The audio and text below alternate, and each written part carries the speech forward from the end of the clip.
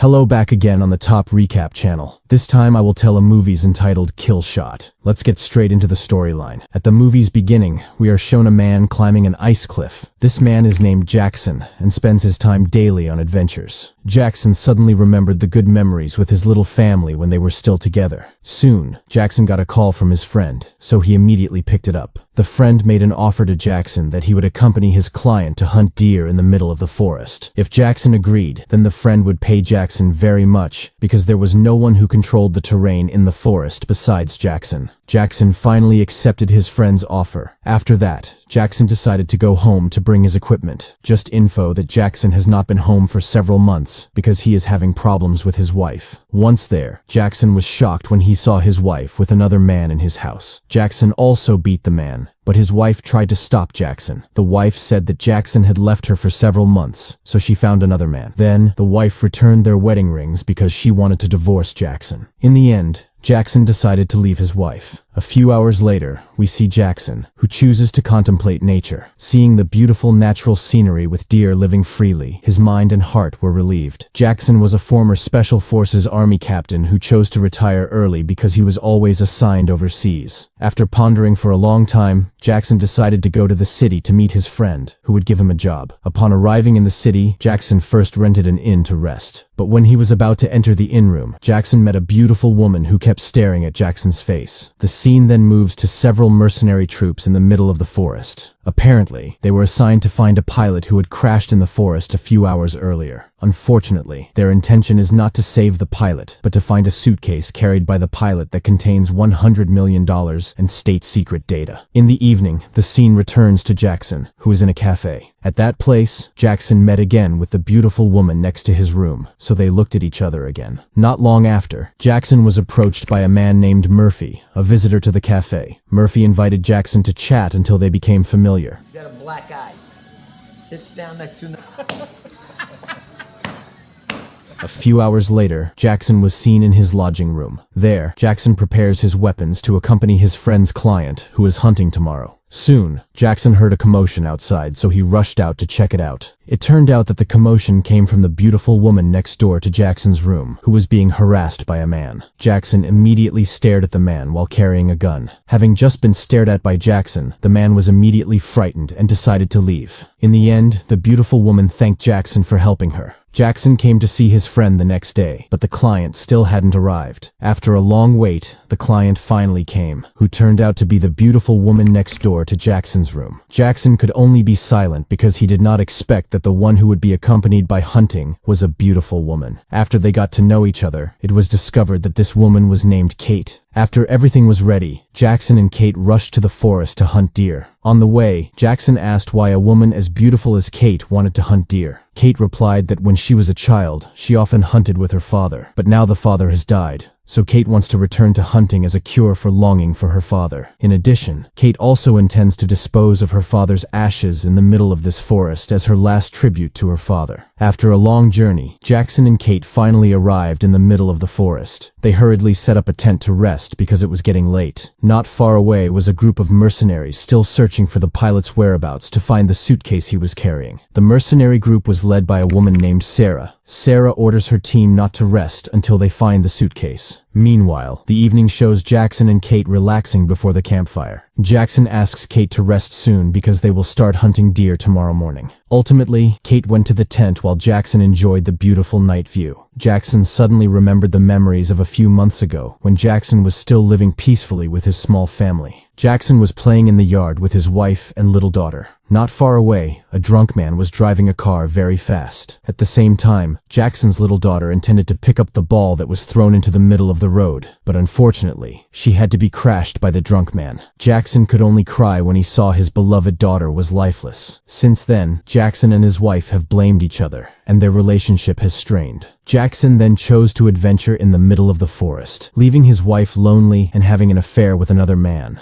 The next day, Jackson and Kate were about to start deer hunting. Jackson asks Kate to wait at the place while he goes up the hill to check the deer herd. But when Jackson was on the hill, he accidentally saw a pilot whose plane had crashed. Jackson approached the pilot and found out that the pilot was dead. Then Jackson saw a suitcase filled with money and state-secret documents. Jackson quickly took the suitcase and then went to Kate's location. Once there, there, Jackson invited Kate to return to the tent immediately because now it was getting late. At first, Kate didn't want to because Kate hadn't gotten her deer, but Jackson said if they could continue again tomorrow morning. In the end, Kate obeyed Jackson's orders, and they immediately returned to the tent. On the other hand, it shows Sarah's mercenary group, who are still looking for the pilot to find his suitcase. But until now, they have not found the pilot and the suitcase. In the evening, Jackson and Kate are seen relaxing in front of the campfire. Jackson chooses not to tell about the discovery of the pilot's suitcase that he had brought. After chatting for a while, they both decided to rest. The next day, Kate, who had just woken up from sleep, approached Jackson, who was sitting in front of the tent.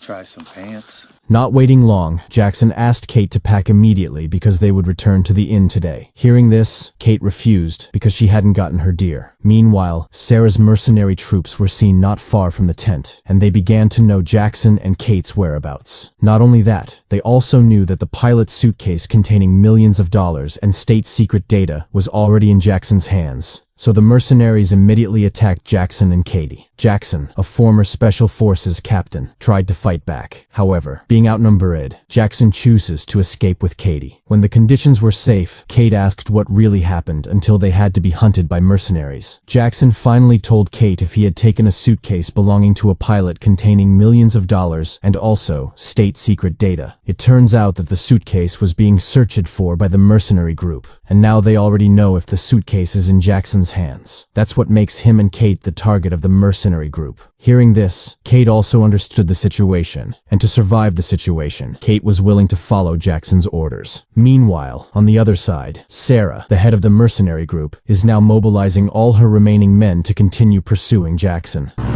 Meanwhile, Jackson and Kate have now reached the path, but he hears the sound of a motorcycle heading towards them. Jackson was sure the motorcycle was the mercenaries chasing him, so he immediately ordered Kate to hide and shoot from a distance. Not long after, 2 mercenary motorcycles arrived, and Jackson was seen pretending to hand over his suitcase. But from a distance, Kate was ready and immediately shot them and managed to kill the 2 soldiers. At the same time, there was another soldier who immediately pointed his gun at Kate. Jackson tried to stay calm and managed to shoot the soldier right in the head. After that, Jackson and Kate continued their escape, but again, they had to be attacked by mercenaries until a shootout occurred. However, the highly trained Jackson was able to kill all the mercenary troops. Kate was surprised to see Jackson's ability, to the point of asking who Jackson's true identity was. Jackson finally admitted that he was a former Special Forces captain. Still, he chose to retire early because he wanted to be close to his family. After that, Jackson and Kate continued their escape, but this time, they had to find a dead end and were forced to climb the cliff. Jackson said he would climb first, and later, he would hook a rope so Kate could just climb while holding the rope. When Jackson almost arrives at the top of the cliff, Kate is suddenly pointed at by Sarah's right hand, named Maximus. Luckily, Kate was able to fight back and escape,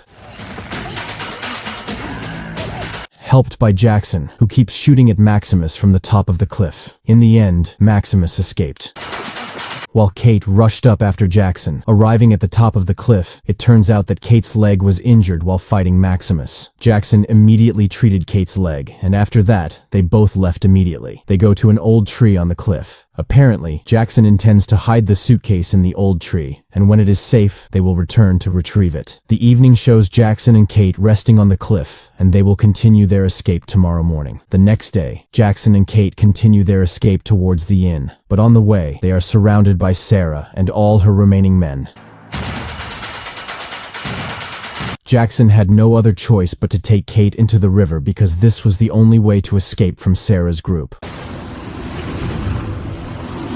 Long story short, Jackson and Kate survived. Then, they rushed to the highway to continue their escape. Jackson suddenly found a car that was passing by, so he asked the car for a ride. When the car stopped, it turned out that the driver was Jackson's friend named Murphy. Murphy invited Jackson and Kate to get into his car, but suddenly, Murphy hit Jackson from behind. It turns out Murphy is one of Sarah's men. After making Jackson and Kate unconscious, Murphy immediately rushed them both to his headquarters. Arriving there, Jackson and Kate were seen tied up. Then Murphy asked Jackson where the suitcase was, and if Jackson didn't tell him, then Murphy would kill Jackson. Without Murphy realizing it, Jackson managed to untie his hands, so he immediately killed Murphy with one blow. After that, Jackson immediately released Kate, whose hands were still tied. Sarah and Maximus came at the same time, so there was a fight between them.